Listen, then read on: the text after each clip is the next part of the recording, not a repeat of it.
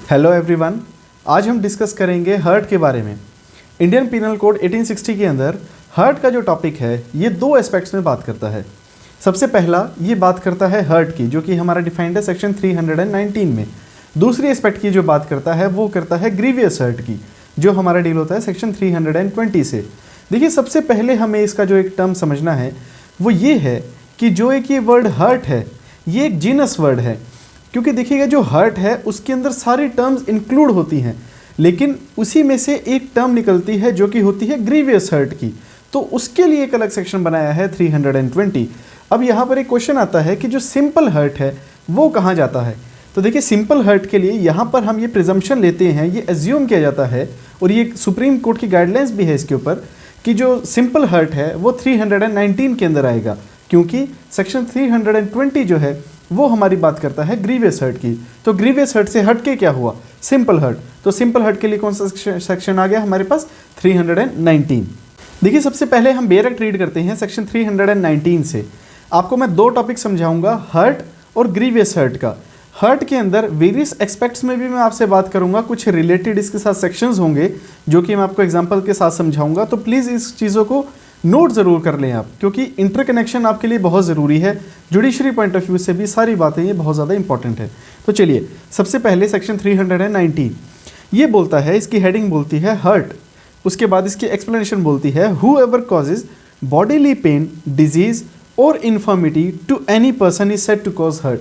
देखिए, यहाँ पर तीन एस्पेक्ट्स की बात करी गई है। कौन कौन सी, bodily pain, disease and infirmity. सबसे पहले हम इन तीन वर्डों को समझ लेते हैं कि ये क्या बोलते हैं, ये समझ आ जाएंगे, इसके बाद हमें आगे सेक्शन समझ आएंगे इससे रिलेटेड।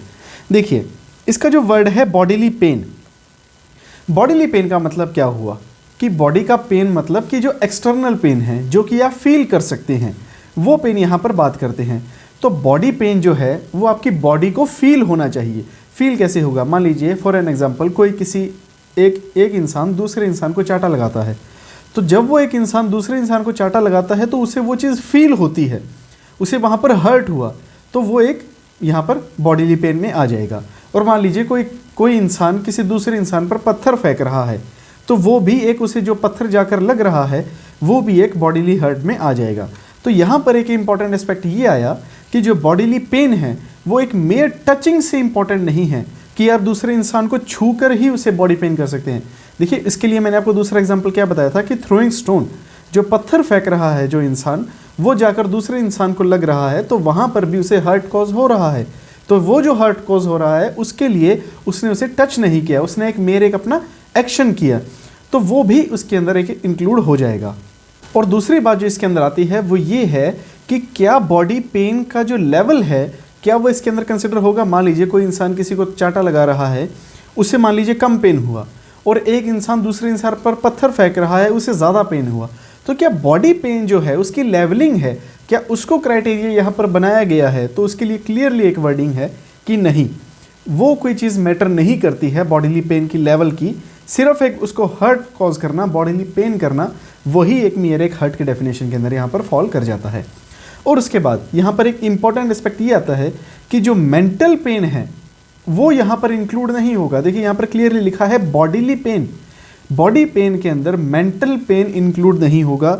अगर मेंटल पेन की यहाँ पर बात आती है तो वो फिर चला जाएगा क्रिमिनल इंटिमिडेशन में, क्रिमिनल इंटिमिडेशन में जाकर वो मेंटल पेन के लिए वहाँ पर लेबल हो सकता है, लेकिन बॉडीली पेन के अंदर वो यहाँ पर कंसिडर नहीं होगा। देखिए, चलिए अब अगली बात, अगला वर्ड इसके अंदर आता है डिजीज़ का। जो डिजीज़ की बात है, देखिए डिजीज़ आपको एक कॉमन अंडरस्टैंडिंग से समझ हो रहा है, कोई किसी को डिजीज़ कर देता है इंटेंशनली, तो वो वहाँ पर कवर हो जाएगा। अब इस बात को जो है डिजीज़ को मैं आपको समझाऊंगा 321 में, जुड़े रहिएगा प्लीज़, वीडियो को ज़रूर एंड तक देखिएगा। इस डिजीज़ को मैं समझाऊंगा 321 में। उसके अगला वर्ड पहले समझ लेते हैं, इन्फर्मिटी। इन्फर्मिटी के लिए मेरे पास एक केस है समझाने के लिए, वो है जशन लाल वर्सेस ब्राह्मणन, जशन लाल वर्सेस ब्राह्मणन, 1944 का सिंध का केस है ये। इस केस के अंदर बेसिकली क्या हुआ कि एक जो चौकीदार था वो एक घर पर कब्जा करना चाहता था, वो चाहता था कि ये घर मेरा हो जाए। तो जो वो घर था उसकी जो किचन थी वो घर से अलग थी, पुराने टाइम का केस है, देखिए 1944 का है, तो उस टाइम किचन अलग होती थी। तो जब वो जो उस घर की मालकिन थी, जो वो लेडीज़ थी, वो जब किचन के अंदर थी, किचन से जब वो वापस आ रही थी घर को, तो जो वो गैप था, वहाँ पर रात का टाइम था, तो अंधेरे के अंदर जो चौकीदार था वो छुप गया, और छुपकर जैसे ही वो उस लेडी के सामने आता है और वो उसे डराता है, जैसे भौं करके उसने डराया, तो जब उसने उस लेडीज़ को डराया और उसने एक जो टॉय गन थी वो उस पर पॉइंट आउट कर दी, जब उसने वो चीज़ पॉइंट आउट की तो वहाँ पर वो लेडीज़ फेंट हो गई और उसे हॉस्पिटलाइज करना पड़ा। तो वो जो एक्ट हुआ, जो वो लेडीज़ फेंट हो गई, बेहोश हो गई और उसे हॉस्पिटलाइज करना पड़ा, शॉक में आ गई, तो वो एक इन्फर्मिटी के अंदर यहाँ पर फॉल कर जाता है। तो आई होप कि आपको यहाँ से इन्फर्मिटी का जो वर्ड है ये बहुत ही अच्छी तरीके से क्लियर हो गया हुआ है। केस लॉ जो है वो ज़रूर आप समझ के चलें इसमें। तो गाइज़ अब हम बात करते हैं 319 के बाद सेक्शन 323 की। जो सेक्शन 323 है वो बेसिकली हमारी बात करता है पनिशमेंट की।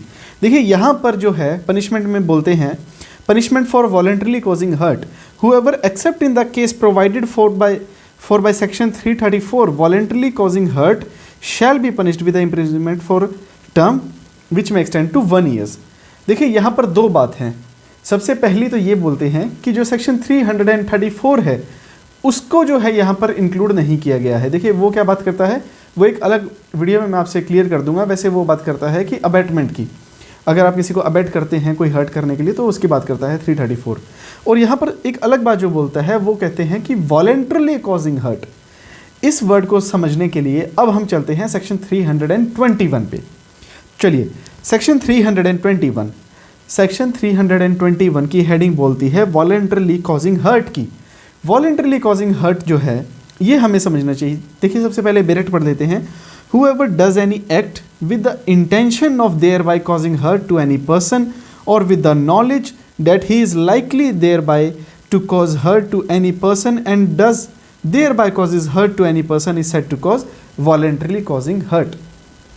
अब हमने ये सेक्शन क्यों पढ़ा और सेक्शन 319 और 321 ये अलग कैसे हैं? देखिए आपको एक बात समझनी होगी कि जो सेक्शन 319 है वो एक जनरल बात करता है कि हर्ट क्या होता है, और जो सेक्शन 321 है ये बात करता है कि वॉलेंटरली कॉजिंग हर्ट क्या होता है। तो आई होप कि आपको जो मैं डिफ्रेंसिएशन समझा रहा हूँ ये समझ आ रहा होगा, थोड़ा थोड़ा माइंड में क्लियर होगा, आगे जाके और ज़्यादा क्लियर हो जाएगा। देखिए इसमें जो वर्ड यूज़ किया है वॉलेंटरली कॉजिंग हर्ट, इस वर्ड को समझेंगे वॉलेंट्री को। जैसे ही ये वर्ड वॉलेंट्री समझ आ जाएगा तो यहाँ से हमारा ये टॉपिक क्लियर हो जाएगा। देखिए वॉलेंट्री जो वर्ड है ये हमारा डिफाइन किया गया है सेक्शन 39 के अंदर। ये क्या बोलता है कि वॉलेंट्री मीन्स जब भी कोई एक्ट किससे होगा, इंटेंशन से, नॉलेज से और रीज़न टू बिलीव से। किन चीज़ों से? इंटेंशन, नॉलेज और रीज़न टू बिलीव। तो ये तीन चीज़ों से बोलता है वॉलेंट्री। लेकिन यहाँ पर सेक्शन 321 में दो चीज़ों की बात करते हैं। वो कौन कौन सी? कि इंटेंशन और नॉलेज की, रीज़न टू बिलीव की यहाँ पर बात नहीं करते। इस बात को आप ज़रूर ध्यान रखिएगा। तो एक एग्जाम्पल से इसको समझ लेते हैं। अब एग्जाम्पल ये है कि जब मैंने आपको कहा था कि सेक्शन 319 में डिजीज़ की बात जो है 321 में करूँगा, तो उस बात को यहाँ क्लियर कर लेते हैं। देखिए जो डिजीज़ है, डिजीज़ का मतलब क्या है कि वो बात यहाँ पर ये बोलता है कि intentionally causes disease. Intentionally causes का मतलब कि जैसे कि अब ये कोरोना का टाइम चल रहा है, तो यहाँ पर क्या कहते हैं कि अगर आपने किसी को कोरोना किया तो वो आपको यहाँ पर क्लियर हो जाएगा। लेकिन वो जो कोरोना की बात है वो चलिए एक अलग कॉन्सेप्ट हो गया। लेकिन यहाँ पर जो डिजीज़ का जो टर्म है वो ये बोलता है कि अगर आपने किसी को कोई डिजीज़ की है और वो विद इंटेंशन की है तो वो इसके अंदर पनिशेबल होगी। इसको एक एग्जांपल से क्लियर करूं कि मान लीजिए कोई पर्सन एक पब्लिकली स्नीज करता है, कोई छींकता है, तो जैसे ही वो छींकता है दूसरे साथ वाले इंसान को भी छींक आ जाती है, उससे वो इन्फेक्टेड हो जाता है। तो साथ वाला जो पर्सन इन्फेक्टेड हुआ तो क्या उसने उसे हर्ट पहुंचा दिया वहाँ पर? क्योंकि वो डिजीज़ तो हो गई उसको उसके स्नीज करने से। तो इसका जवाब होगा नहीं, क्योंकि जो उसने वो एक्ट किया है वो एक नेग्लिजेंट एक्ट है, उसने वो इंटेंशनली नहीं किया। तो जहाँ पर वो इंटेंशनली होगा वहीं पर ही वो एक पनिशेबल एक्ट बन जाएगा। और अब इस बात को आपको क्लियर हो गया होगा आई थिंक। तो अब मैं जो आपसे क्लियर करता हूँ, जो मैंने कोरोना की बात की थी, मैंने आपको बोला था ना कि सेक्शन 319 के साथ मैं इंटरलिंक करूँगा, तो यहाँ पर अब मैं इंटरलिंकिंग स्टार्ट करता हूँ। देखिए जब मैंने डिजीज़ की यहाँ पर बात की, डिजीज़ कहाँ था? सेक्शन 319 का सेकेंड पॉइंट। जो डिजीज़ की बात थी, अगर वो डिजीज़ विदाउट इंटेंशन हुई तो क्या वो इसके अंदर आ जाएगा? देखिए, जब कोविड का हमारा ये चल रहा है, जो ये कोविड के अंदर क्या गाइडलाइंस है कि आप घर से बाहर नहीं निकलेंगे अगर आपको कोविड है तो। अगर आप निकलते हैं, बेशक आपकी इंटेंशन थी या नहीं थी, वो मैटर नहीं करता। तो ये कहाँ फॉल करेगा? फिर ये चला जाएगा सेक्शन 269 के अंदर। जो डिजीज़ का पॉइंट है आपको लिखना है 269 के साथ। एक बात मैं आपको क्लियर कर दूं कि जो ये बात मैं आपको इंटरलिंकिंग बता रहा हूं, ये आपको पढ़नी क्यों ज़रूरी है, इसका मतलब क्या है, बेसिकली मोटिव क्या है मेरा आपको इंटरलिंकिंग बताने का।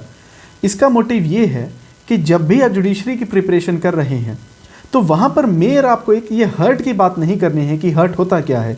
इसके अंदर जो वेरियस कॉन्वर्टेशंस हैं, जैसे कि हर्ट वगैरह है, डिजीज़ है, तो ये इन्फर्मिटी है, तो इन बातों को आपको क्लियर करना है। तो इन्हें क्लियर करने के लिए आपको इंटरलिंकिंग करनी पड़ेगी, और इंटरलिंकिंग करने के लिए आपको एक एक वर्ड की जो डेप्थ है उसमें जाना पड़ेगा। क्योंकि जुडिशरी में क्या होता है कि जब भी आपको कोई पेपर आता है तो उसके अंदर आपको एक कॉन्सेप्ट पूछ लिया जाता है, तो उस कॉन्सेप्ट के अंदर आपसे जब ये कह देते हैं कि क्रिटिकली एग्जामिन, तो क्रिटिकली एग्जामिन का मतलब ये हो जाता है कि आपको उसका पॉजिटिव एंड नेगेटिव दोनों एस्पेक्ट वहाँ पर बताने हैं। तो इसीलिए मैं आपको इंटरलिंकिंग बताता हूँ, इसीलिए ही आपको सेक्शन 269 इसके साथ मैं आपको बता रहा हूँ, क्योंकि ये इसीलिए ही पढ़ना हमें बहुत ज़्यादा इंपॉर्टेंट है। तो आई होप कि आपको जो ये कॉन्सेप्ट है मैं आपको बता रहा हूँ ये समझ आ रहा होगा। तो चलिए, सेक्शन 269 में आपको बता रहा था, सेक्शन 269 इसी बारे में बात करता है, इसी चीज़ की बात करता है कि भाई अगर आप अनलॉफुली और नेग्लिजेंटली भी अगर कोई एक्ट करते हैं या डिजीज़ करते हैं किसी को, तो वो इसके अंदर पनिशेबल होगा। इसके साथ ही हमें सेक्शन 270 भी पढ़ना है। देखिए, इंटरलिंक क्या कर दिया, 270 भी। सेक्शन 270 किससे बात करता है? मैलिग्नेंट इंटेंशन की। अब आपको ये वर्ड समझना पड़ेगा कि मैलिग्नेंट इंटेंशन क्या होती है। देखिए, ये जो वर्ड है मैलिग्नेंट, ये कहाँ से निकला? ये निकला कैंसर की डिजीज़ से, क्योंकि कैंसर की जो डिजीज़ है उसके अंदर स्टेजेस होती हैं, उसके अंदर कैंसर के टाइप्स होते हैं। कैंसर का क्या टाइप होता है कि एक कैंसर जो है वो बढ़ता बढ़ता बढ़ता बढ़ता दूसरे बॉडी के पार्ट्स को भी खाता है, दूसरे बॉडी पार्ट पर भी कैंसर का इफेक्ट होता है। तो डॉक्टर क्या करते हैं, उस पार्ट को पर्टिकुलरली निकाल देते हैं। तो जो वो एक चीज़ से दूसरी चीज़ से तक फैलती है, तो उसे मैलिग्नेंटली एक्ट यहाँ पर किया गया है। तो आई होप कि आपको ये जो मैलिग्नेंटली वर्ड है ये क्लियर हुआ होगा। नहीं क्लियर हुआ है तो इस वीडियो को दोबारा रिवाइंड कीजिएगा और दोबारा से सुनिएगा, आपको समझ आएगा। तो गाइज, आई होप कि आपको जो सेक्शन 319 है इसके साथ जो भी मैंने आपको इंटरलिंकिंग बताई है वो आपको क्लियर हो गई होगी। कौन कौन से बता दिए मैंने आपको? 319 रेड विद सेक्शन 321, 323, 269 एंड 270। इसके साथ एक और सेक्शन बनता है 336, वो मैंने आपको बताया नहीं क्योंकि वो बात करता है नेग्लिजेंट एक्ट की। जो मैंने आपको बताया था ना कि छींकते टाइम नेग्लिजेंट एक्ट है, तो वो किस में चला जाएगा? 336 के अंदर। तो ये हमारा सेक्शन हर्ट का ये कंप्लीटली एक टॉपिक बनता है। ये कंप्लीटली सारा बनकर हमें हर्ट का टॉपिक यहाँ से क्लियर हुआ। तो अब यहाँ से हम स्टार्ट करते हैं हमारा ग्रीवियस हर्ट, जो कि हमारा डील करता है सेक्शन 320 पे। चलिए, बेयर एक्ट को सबसे पहले रीड करेंगे। सेक्शन 320 ग्रीवियस हर्ट क्या बोलता है? The following kinds of hurt only are designated as the grievous. यहाँ पर जो वर्ड लिख दिया ओनली, इसके ऊपर मेरे पास एक केस है Mathai versus state of Kerala का 2005 सुप्रीम कोर्ट का। इसके अंदर सुप्रीम कोर्ट ने क्लियर किया था कि जब अगर हर्ट जो ग्रीवियस है वो 320 के अंदर फॉल अगर नहीं करता तो वो ग्रीवियस हर्ट की डेफिनेशन के अंदर नहीं आएगा। इस केस के अंदर ये क्लियरली कर दिया गया। तो यहाँ से जो ओनली का वर्ड है वो बहुत ही ज़्यादा स्ट्रेस देने लायक है, इसे आप हाईलाइट कर लें कि जो ओनली है ये यहाँ पर एक मेजर रोल प्ले करता है। अब इसके अंदर ग्रीवियस हर्ट के अंदर हमारे पास 8 पॉइंट हैं, हमें इन 8 पॉइंटों को क्लियरली समझना है। तो चलिए वन बाय वन इसे स्टार्ट करते हैं।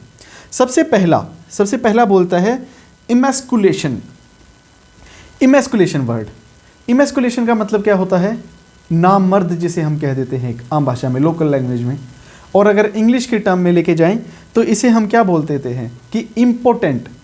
किसी इंसान को अगर इम्पोर्टेंट कर दिया तो वो जो एक्ट है, अगर वहाँ वो एक्ट होता है तो वो एक हमारा ग्रीवियस हर्ट के अंदर फॉल करेगा। तो यहाँ से हमारा जो पहला वर्ड है इमैस्कुलेशन, ये क्लियर होता है। अब उसके बाद सेकेंडली सेकेंडली बात करता है permanent privation of the site of either I. क्या वर्ड यूज किया? परमानेंट। इसे हाईलाइट कर लें। यहां पर अगर आपकी या किसी पर्सन की जो आई साइट है वो लॉस कर देता है, कोई भी, चाहे एक या दोनों या बेशक दोनों की दोनों, तो आई साइट को अगर लॉस करता है तो वो इस चीज के अंदर कवर हो जाएगी, लेकिन वो क्योरेबल नहीं होनी चाहिए। क्यों? क्योंकि यहां पर जो वर्ड यूज किया है वो बोला है परमानेंट। परमानेंट का मतलब नॉन क्योरेबल, नॉन रिकवरेबल, उसका कोई ट्रीटमेंट नहीं है, तो वो वहां पर एक ग्रीवियस हर्ट की डेफिनेशन के अंदर आ जाएगा। अब हम बात करते हैं थर्डली की। थर्डली बात करता है permanent privation of the hearing of either ear. जो permanent privation of either ear की जो यहां पर बात की है वो सेम बात है जो कि हमारी किस में की गई थी? आईज के अंदर। तो यहां से आप इसे समझ सकते हैं कि बेशक वो जो ईयर की प्रॉब्लम है वो चाहे डेप्रीवेशन में भी पार्शियल और कंप्लीटली या परमानेंट हो सकती है, किसी भी वे में हो सकती है। जो उसकी डेप्रीवेशन है ईयर की किसी भी वे में होगी तो वो इस टर्म के अंदर कवर हो जाएगी। अब बात करते हैं फोर्थली की। देखिए फोर्थली बात करता है प्रिवेशन ऑफ एनी मेंबर और ज्वाइंट। यहां पर जो बात करी गई है वो करी गई है ऑर्गन्स की, कोई लिम्ब की, कोई बॉडी पार्ट की। तो यहां पर ये बोलते हैं कि अगर वो बॉडी से सेपरेट हो गया तो वो यहां पर ग्रीवियस हर्ट के अंदर फॉल कर जाएगा। और फिफ्थली बात करता है डिस्ट्रक्शन और permanent impairing of the power of any member और ज्वाइंट। ये जो फिफ्थ पॉइंट है ये हमारी बात करता है डिसेबिलिटी की। अगर कोई किसी पर्सन को डिसेबल करता है तो वो इस पार्ट के अंदर कवर हो जाएगा। अब जो सिक्स्थली बात है वो बात करता है परमानेंट डिसफिगरेशन ऑफ द हेड और फेस। ये जो बात करता है डिसफिगर करने की, जिसे हम बोलते हैं ना कि नक्शा बिगाड़ दिया उसके चेहरे का, तो वो जो टर्म है वो यहाँ पर सेक्शन 320 के 6th क्लॉज के अंदर फॉल हो जाएगी। यहाँ पर जो बात करी गई है हेड और फेस की, तो जो फेस कवर है उसके अंदर नेक भी इंक्लूड होती है। इस बात को आप जरूर ध्यान रखिएगा कि जो नेक है वो भी एक फेस का पार्ट है। अब जो अगली बात आती है वो आती है फ्रैक्चर और डिसलोकेशन ऑफ ए बोन और टूथ। जो ये 7th पॉइंट है हमारा, इसमें ये क्लियर किया गया है कि अगर कोई फ्रैक्चर होता है या डिसलोकेशन होती है बोन की या किसी के दांत हिला देते हैं तो वो इस क्लोज के अंदर कवर होगा। मैंने आपको पहले क्या बताया था कि एक परमानेंट होना चाहिए, लेकिन जो यहाँ पर टर्म क्लियर करती है वो ये है कि ये क्योरेबल भी है तो भी इसके अंदर ग्रीवियस हर्ट के अंदर कवर होगा। मान लीजिए किसी ने किसी को फ्रैक्चर कर दिया, किसी का हाथ तोड़ दिया, तो वो जो है ग्रीवियस हर्ट हो जाएगा। बेशक वो हाथ उसका बाद में जुड़ जाएगा लेकिन वो एक ग्रीवियस हर्ट के अंदर फॉल कर जाएगा। तो आई होप कि आपको यहाँ से जो 7th पॉइंट है वो यहाँ से क्लियर कंप्लीटली हो गया होगा। अब हम आते हैं 8th पॉइंट पर। देखिए 8th पॉइंट ये बोलता है any hurt which endangers life और which causes the sufferer to be during the space of 20 days in severe bodily pain और unable to follow his ordinary pursuits। यहाँ पर जो 8th है इसे हम थोड़ा सा आराम से समझेंगे, इसे हम थोड़ा सा डिटेलिंग में जाएंगे। इसकी ये 2 पार्ट्स में हम डिवाइड करेंगे। सबसे पहला any hurt which endangers life, जहाँ लाइफ को एंडेंजर करता है तो एक वो पार्ट लेंगे, और दूसरा कि जो 20 दिन तक अपने काम पर नहीं जा सका उस पेन के चलते हुए, एक वो पार्ट लेंगे। देखिए सबसे पहले हम लेते हैं कि जो हर्ट की बात करता है कि एंडेंजर लाइफ की।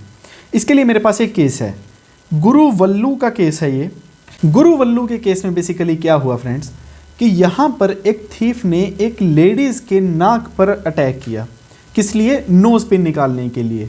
तो जो उसने वो नोज़ पर उसके अटैक किया उसका नोज़ काट दिया। तो जो वो नोज़ काटा वो लेडीज़ हॉस्पिटलाइज होगी, उसे शॉक में चली गई वो, और उस शॉक में जाने की वजह से उस लेडीज़ की वहाँ पर डेथ हो गई।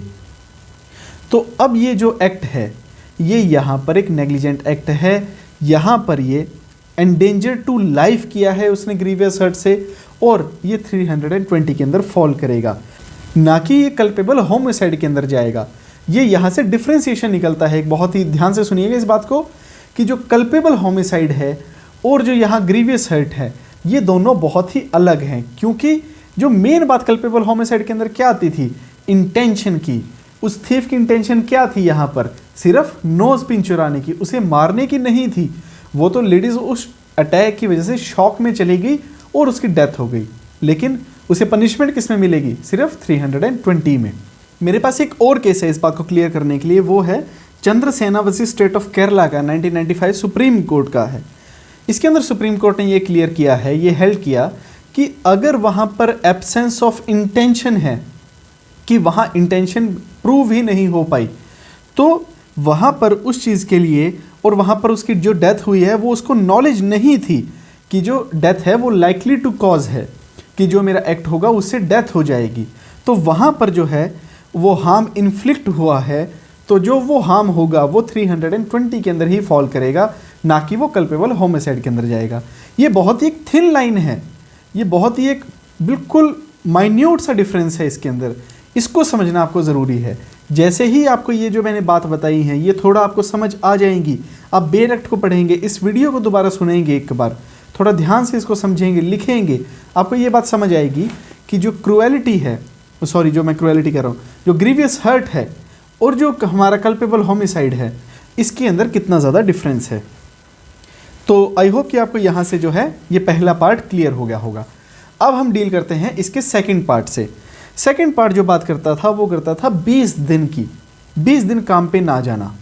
जो हमें यहाँ पर बेर एक्ट पढ़कर समझ आता है वो ये बात आती है कि एक इंसान 20 दिन तक उस हर्ट के चलते हुए वो अपने काम पर नहीं जा सका, तो वो एक ग्रीवियस हर्ट की डेफिनेशन के अंदर आ जाएगा। लेकिन यहाँ पर एक केस है क्वीन एम्परर वर्सेस वस्ताचेला 1894 का है, बॉम्बे का। इसके अंदर क्या हेल्ड हुआ कि अगर एक पर्सन मेयर 20 दिन काम पर नहीं गया उस एक्ट की वजह से, तो वो एक मेयर सफिशिएंट नहीं होगा उसे ग्रीवियस हर्ट के अंदर लाने के लिए। वो एक एक्ट देखा जाएगा कि वो एक्ट क्या था। आई होप कि आप जो मेरी बात समझ, जो मैं कह रहा हूँ वो समझ पा रहे हैं कि ये केस टू केस वेरी करता है। ये जो बात है, ऐसा नहीं है कि आपने एक एक्ट किया और वो इंसान 20 दिन तक अपने काम पर नहीं गया, उस बात को रखते हुए तो वो एक ग्रीवियस हर्ट के अंदर फॉलो जाएगा। वो एक एक्ट देखा जाएगा कि उसका अगर कोई बॉडी पार्ट का काट दिया, कोई बॉडी उसका ज़्यादा डैमेज हो गई, वो हॉस्पिटलाइज रहा, तो वो चीज़ देखनी बहुत ज़्यादा ज़रूरी हो जाती है। तो गाइज आई होप कि आपको यहाँ से जो सेक्शन 320 है वो बहुत ही अच्छे से क्लियर हो गया होगा। अब हम इसके आगे मूव करते हैं। इसका अगला सेक्शन, सेक्शन 322, ये बात करता है वॉलेंटरली कॉजिंग ग्रीवियस हर्ट की। ये जो बात है ये इंटरकनेक्टेड है किसके साथ? सेक्शन 321 के साथ। वो क्या बात करता था? सॉरी, वो बात करता था वॉलेंटरली कॉजिंग हर्ट की, और ये क्या बात करता है? Voluntarily causing grievous hurt. बस फर्क क्या आ गया कि यहाँ पर ग्रीवियस हर्ट लिखा गया है, और वो ग्रीवियस हर्ट अगर होगा तो वो इसके अंदर फॉल हो जाएगा। तो यहाँ से सेक्शन 322 जो है ये बेसिकली यही बात करता है कि अगर आप किसी पर्सन को ग्रीवियस हर्ट करते हैं तो इसके अंदर आएगा। लेकिन जो इसकी एक्सप्लेनेशन है वो एक बहुत इंपॉर्टेंट है। वो इस बात से हमें क्लियर करती है कि अगर एक पर्सन की जो इंटेंशन है वो क्या है? ग्रीवियस हर्ट करने की है, लेकिन जो उसका एंड एक्ट है उसे क्या हुआ? एक हर्ट ही हुआ, तो उसको किस बात की पनिशमेंट मिलेगी? सिर्फ एक हर्ट की, क्योंकि उसका एंड प्रोडक्ट क्या था? सिर्फ हर्ट पहुंचाना। तो यहाँ पर जो एक इंपॉर्टेंट बात ध्यान रखने की है वो यही है कि जो एंड प्रोडक्ट है, जो एंड एक्ट है, वो देखना बहुत ज़रूरी है, वो कौन सा हुआ है। तो उस चीज़ को ध्यान में रखते हुए यहाँ पर एक जो फॉलिंग है वो देखी जाएगी।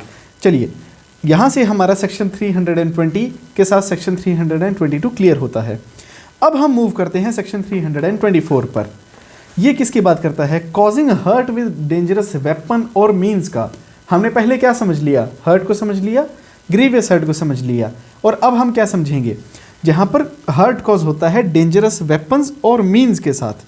सबसे पहले बेरेट की हम रीडिंग लेते हैं। Voluntarily causing hurt by dangerous weapons और means whoever except in the case provided for by section 334 voluntarily causes hurt by means of any instrument for shooting, stabbing, cutting or any instrument which used as weapon of offense is likely to cause death, or by means of fire or any heated substance, or by means of any poison or any corrosive substance, or by means of any explosive substance, or by means of any substance which is it by deleterious to the human body to inhale, to swallow, or to receive into the blood, or by means of any animal shall be punished with imprisonment for the term which may extend to 3 years.